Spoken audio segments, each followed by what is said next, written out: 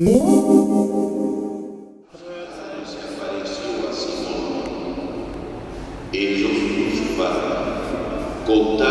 lo que les había pasado en el camino y cómo lo habían Here the sun has set on yet another corner of the British Empire.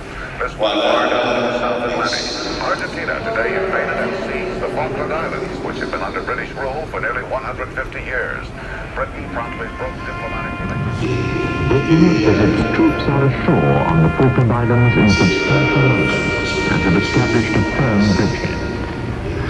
There's reported to have been fierce fighting throughout the day. The Defense Secretary says 5 British ships have been damaged.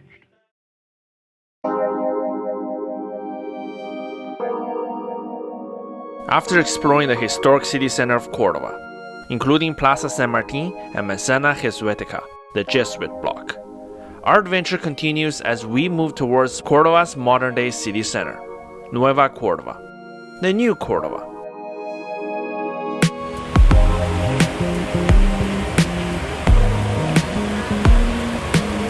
So I'm back at this place and it's so much emptier compared to last night. I'm finally able to find myself a spot and just relax before we head to our next stop. Our next stop is pretty straightforward. It's this magnificent church building right across the street.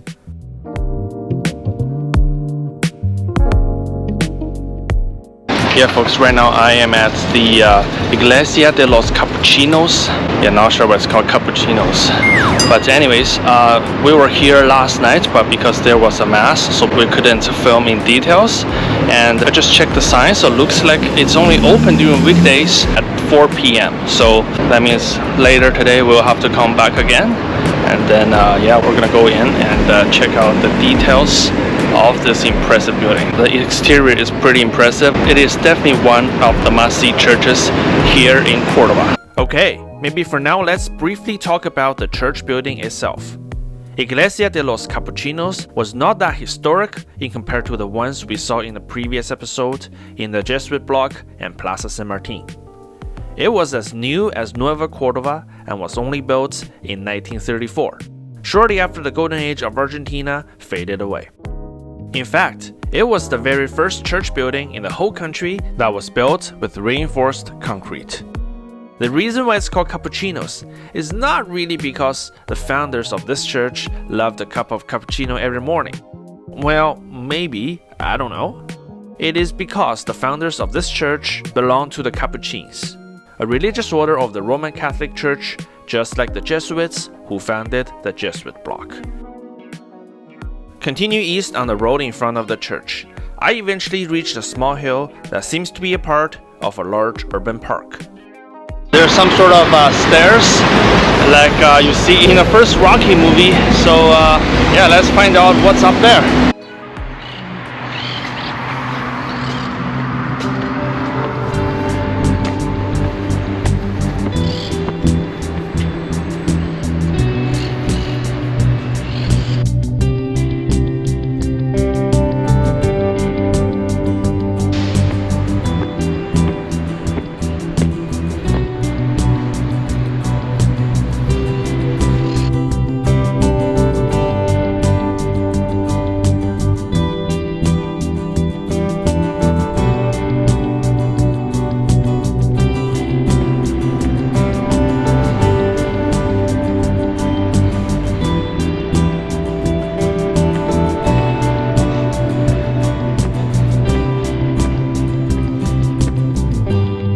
Okay, so looks like we're on one of the high points of the city, just like the Rocky Stairs in Philadelphia.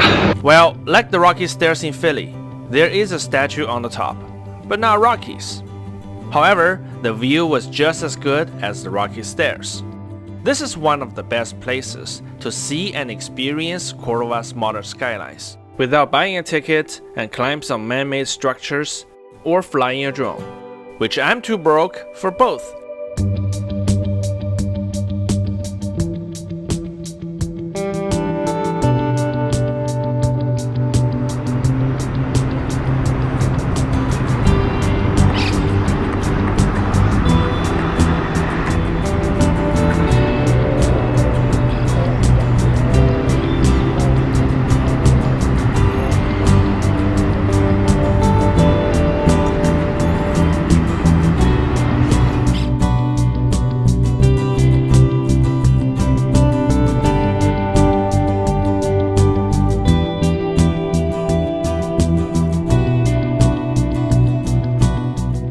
Well, not only does this place resemble the Rocky Stairs in Philadelphia, the overall view of the city from here also reminds me of Khabarovsk in Russia. Okay, whether Khabarovsk and Cordoba look alike, I'll let you decide as well. But I can tell you that Cordoba's weather is way nicer all year round and is way more sightseeing friendly than Khabarovsk. The hill is indeed a part of a much larger urban park, Parque Sarmiento, which was named after Domingo Faustino Sarmiento, former president of Argentina in the 1800s. I only visited the northwestern part of this gigantic park. While most of the park seemed to be very nice, some areas I passed by appear to be a bit sketchy even during the day. So I wouldn't recommend you walking around alone in this park after sunset.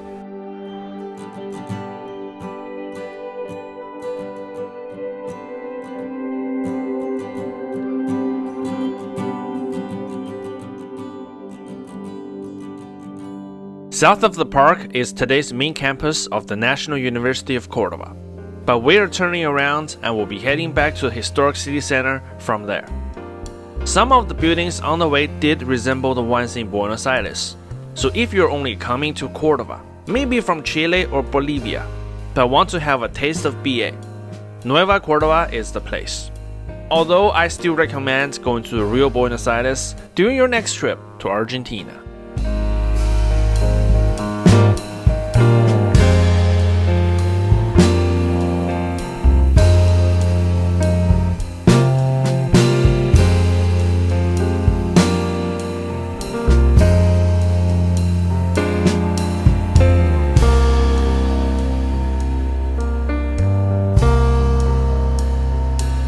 Yeah, when this city has livability in mind, as you can see, there's a dedicated bicycle lane.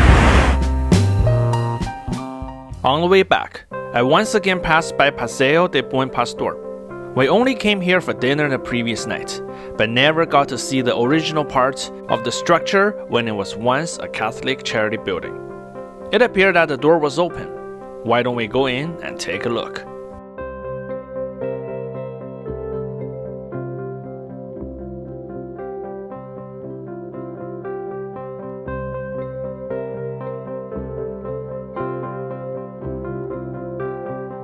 So what was the function of this charity building?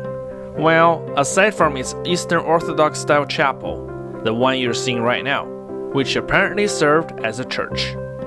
For much of the time, this complex was in reality a correctional facility for women and minors back in the days.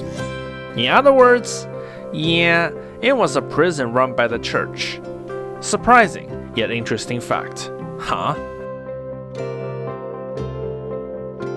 Then it was around lunchtime. I tried to walk into a shopping mall's food court and wanted to see what they have. I don't really want to eat McDonald's. But wait, you can eat steak at the food court? Now, I want to eat steak again. So I found a Parisian near my hotel called Canada. By the way, is it related to Canada by any chance? Please let me know.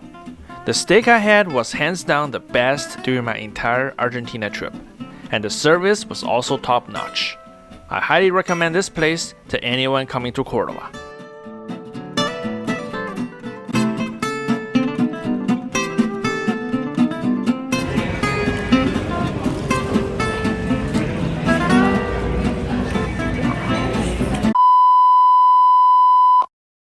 Oh my gosh, that lunch was unbelievable. After lunch, I returned to the plaza where the Palace of Justice is located, which happens to be right across the street.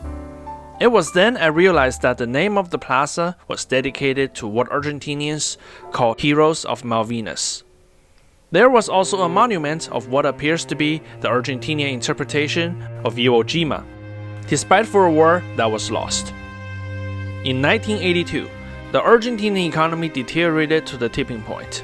It was bad enough that the public was very unhappy with the rule of the military dictatorship. As a last-ditch effort to keep themselves in power, the military government played the nationalism card to take back what they think should be rightfully an integral territory of Argentina, its Las Malvinas. To the British, the islands are known by a different name since the 1800s when the British Empire gained complete control of them from Argentina, the Falkland Islands. The war lasted 74 days, from the full-scale Argentinian invasion, to Argentina's complete control of the territory, to the United Kingdom launching a counterattack from over 10,000 kilometers away, to the British victory and the eventual defeat of Argentina. The war completely exposed the Argentinian military government's corruption and inability to govern on the best interests of the Argentinian people, which led to the collapse of the military junta and paved the way for modern Argentina's first step towards democracy. Just when I was about to leave, a large group of people all of a sudden showed up. Yeah, so moments after I visited the monument dedicated to the war of Las Malvinas, and it appears that there's going to be a ceremony with maybe some local politicians or at least personnel of importance. And as you can see, there's already the media and a lot of folks dressed in military uniforms. Presumably some are the veterans who fought in that war. Yeah, maybe we're going to just join them and see what's happening.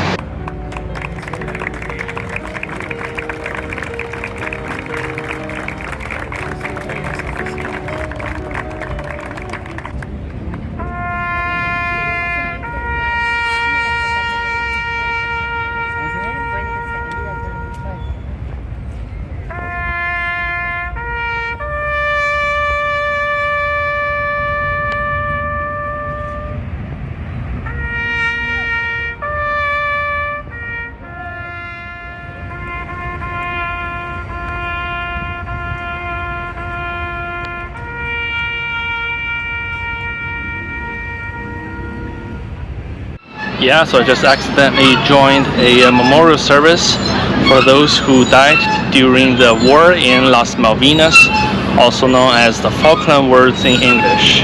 So I also stood in silence for 1 minute with everybody else, you know, as a gesture, not being a political one, but rather for mourning the loss of life. During that war that lasted just 74 days, the military dictatorship of Argentina mobilized more than 12,000 young soldiers throughout the country. 649 died, around 1,300 were wounded, and more than 350 subsequently committed suicide. While Argentina's claim on Las Malvinas/Falklands was something that many Argentinians support, it by no means equals to the support for the military junta government.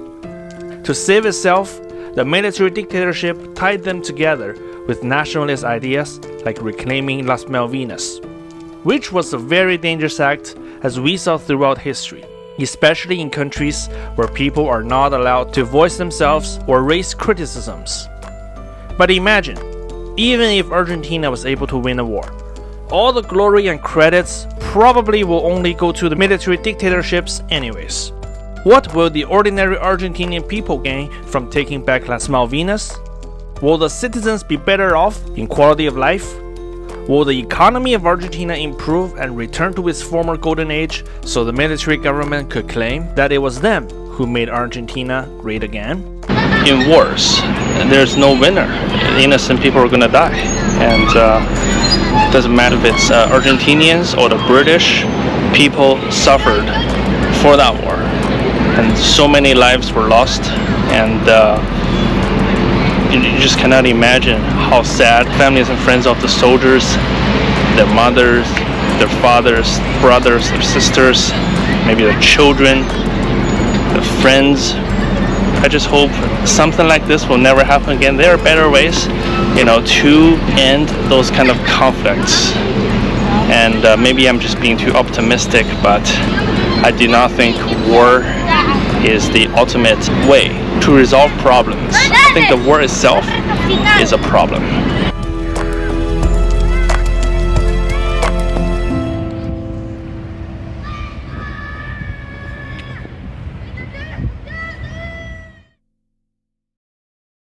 It was close to 4 p.m. Why don't we make our way towards Iglesia de los Capuchinos? Alright folks, so now we're back at Iglesia de los Capuchinos and it looks like it's open now, so let's get in and take a look.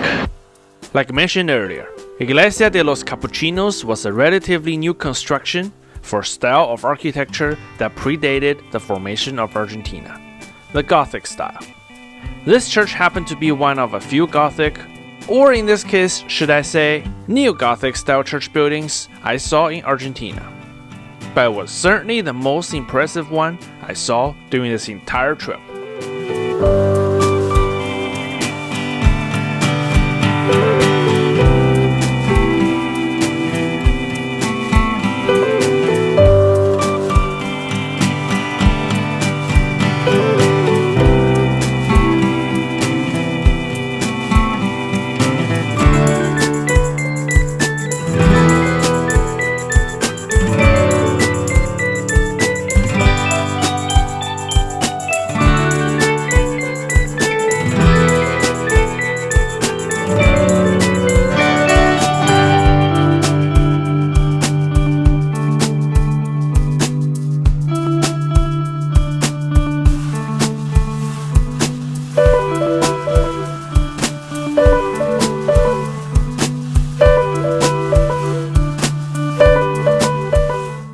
I think I came during the right time. It appeared that the entire church was illuminated by the last remaining natural light of the day. It made me think about Saint-Chapelle in Paris, France.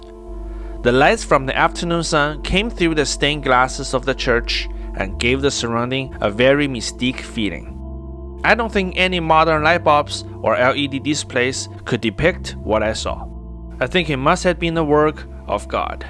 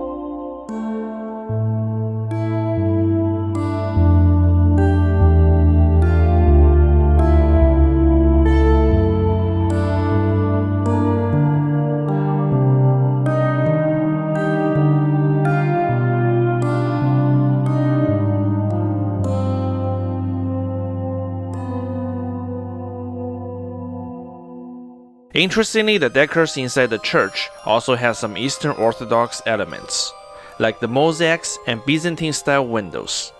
I have to say, whoever designed this building really knew how to pay tribute to the Middle Ages.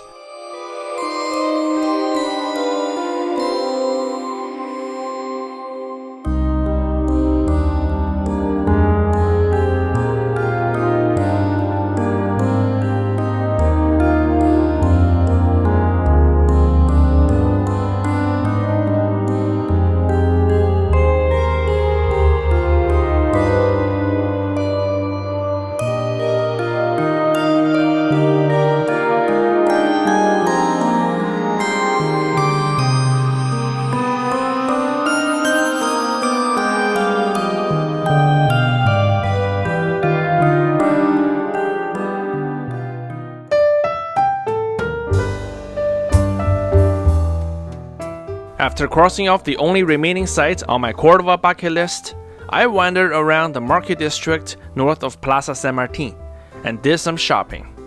What did I buy? If you can't guess from this hint, just wait until I get back to the hotel and tell you.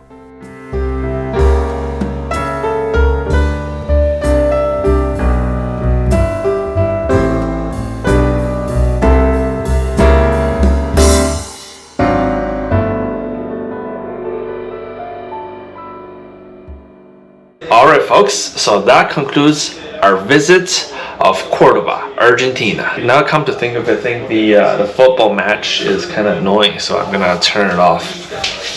Okay, yeah, so Cordoba feels so much different from Buenos Aires. For me, this is such a great break because A lot of the sites, they're really compact, and I was able to see some of the amazing places more than once during my 1.5 day stay here, which I'm really happy. And I also got an opportunity to do some shopping, and in the end, I can tell you, I got 2 more football jerseys. So that brings the total of jerseys I bought during this trip. The total number is 4 jerseys. I love them. They're just amazing. Now I know that one thing that I absolutely have no control of is buying jerseys, especially jerseys related to Argentina. Like when I was back in Canada, I never ever buy jerseys. But anyways, for those of you who are considering visiting Cordoba, my recommendation is yes, do it. This city is absolutely worth a visit. It has some of the best churches I've seen so far. Yeah, like forget about the churches, the cathedrals in Buenos Aires. They're not even on the same level compared to Cordoba. And people here are so friendly. Like they will talk to you even if you don't speak Spanish. And that steak lunch I had, oh my gosh, it was so good. Even better than the one in Buenos Aires. I was already impressed with the steak in Buenos Aires, but the steak I had today, it was the bomb. Another funny thing is, I just had some issues with my room, so I went down to the reception and I was trying to explain to the front desk that, hey, I might need some help. And essentially the front desk said, in English, can you please explain in Spanish? And then I had to BS my grade 0 Spanish I learned from taco vendors in Mexico, and eventually, bam, the issue was resolved within 10 minutes after I got back to my room. So folks, here's a message I want to send to you. This is what traveling is all about. It doesn't really matter if you understand the language or not. Or do you know anybody in the destinations you go? The thing is, you never know what's gonna happen. Going out there, being yourself, trying the new things and trying to engage with the local community as much as you can, it's a really rewarding experience. Like for me, my Spanish is really bad, I can tell you. And so far my experience in Argentina with so little Spanish was so great. For me, this is what makes traveling so exciting. And after visiting Buenos Aires and Cordoba, I cannot wait for our next destination. And I've got a very early bus to catch tomorrow morning. So I'll see you tomorrow morning.